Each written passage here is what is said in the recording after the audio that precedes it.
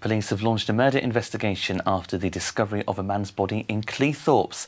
Officers were called to a property on Sydney Street at 6:45 last night. Police believe it's a targeted incident and that there is no threat to the wider community, although extra police have been deployed to reassure residents. A cordon is in place at the scene as investigations continue. British Steel has announced it will invest £50 million in its Scunthorpe plant. It's the biggest spend in its manufacturing operations for a decade. The money will be used to build new infrastructure. The company says its turnaround is firmly on track and £500 million will be spent on future projects. But first tonight, a retired vicar from East Yorkshire has been sentenced to 12 years in prison. The Reverend Canon Terence Grigg, who's 84, was a former rector at St Mary's Church in Cottingham.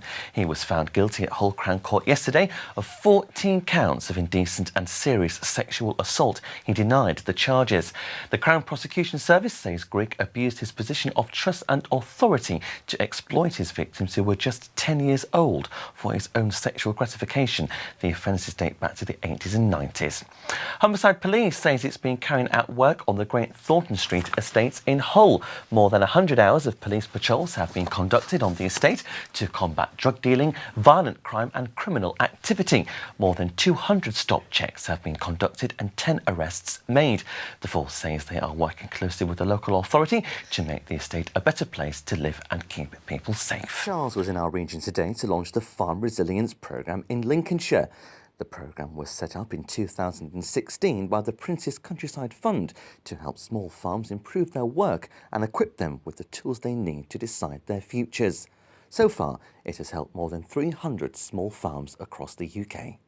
Apart from anything else, I understand only too well how important these sorts of livestock markets are to helping to maintain the rural community, the farming community. A member of Hull royalty has been honoured in a special ceremony in Hull today.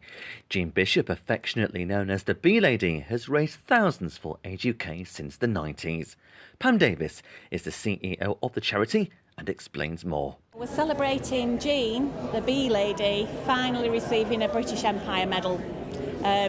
We've campaigned for years. We think about 15 years for her to get an honour from the Queen. So today is a very special day. She won the National Age UK Volunteers Award 2 years ago, and she received her award from Barbara Windsor. And it was quite funny because they're both the same height. They're both really tiny. And Barbara took her shoes off so that she was the same height as Jean.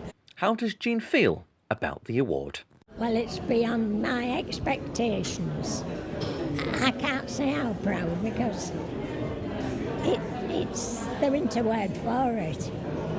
I think it's lovely and I just don't know what to aim for next. For around 3 months every year, the puffins come to stay. But could this sight become rarer in the years to come? Bempton Cliffs on the northern edge of Flamborough Head provides the best opportunity to see the birds on the mainland of the United Kingdom.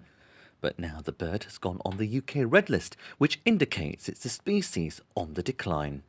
Alison Barrett is the Senior Site Manager at the RSPB's Nature Reserve at Bempton and says that the shrinking of other colonies across Europe is a concerning sign. We're starting to see rapid numbers of puffins disappearing from places where previously there would have been millions of animals, and we're seeing dramatic losses in Iceland, Norway and Scotland. Fortunately, here at Bempton we're not seeing a decline yet. Puffin numbers are forecast to have halved within a generation. So with numbers elsewhere on the decline, it seems only a matter of time before the effects are felt in this part of East Yorkshire.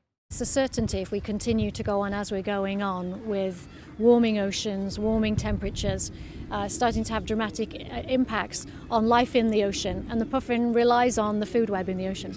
I think the real story of the year, if there is a single story of the year, is the way the people of this city have embraced, visited, taken part through the year and owned it. There's a real sense of ownership by the city of this extraordinary year.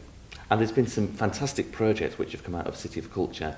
Two of my particular favourites are the I Wish to Communicate With You and Born into a City of Culture, the baby project seen at the Women and Children's Hospital. What have been some of your favourite projects or particular highlights, Martin? Well, personally, I really liked the Land of Green Ginger project that we've done for almost 2 years now through communities in the city and finding those stories of the city that are sometimes hidden and celebrating them. Stephanie, if any of our viewers are watching this programme this evening and identify with your story, what advice would you give them? Talk about this. Do not bottle it up inside.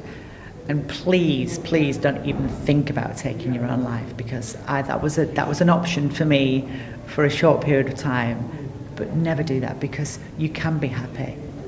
Are Pride events still relevant in this 21st century, do you think? Yeah, I mean, it's changed a lot. I mean, from a protest, and there will be people who have strong messages about, you know, their organisations and about, you know, things to do with like hate crime and that kind of thing, and also health. You know, you can get complete sexual health screening actually at the Pride event through MESMAC, which is great. But in fact, you know, as part of a celebration, we also think about the difficulties that people have maybe every day, either when they go to school or when they're at college or when they're going to work, or even just living somewhere where it's quite tricky because their neighbours are maybe not as friendly as they should be. What is your views on the closure of the High Street? Because it's in a bit of a sorry state of affairs, isn't it? It's a real shame, but I think we've got to adapt, and I think what should have happened is we should have adapted a lot sooner.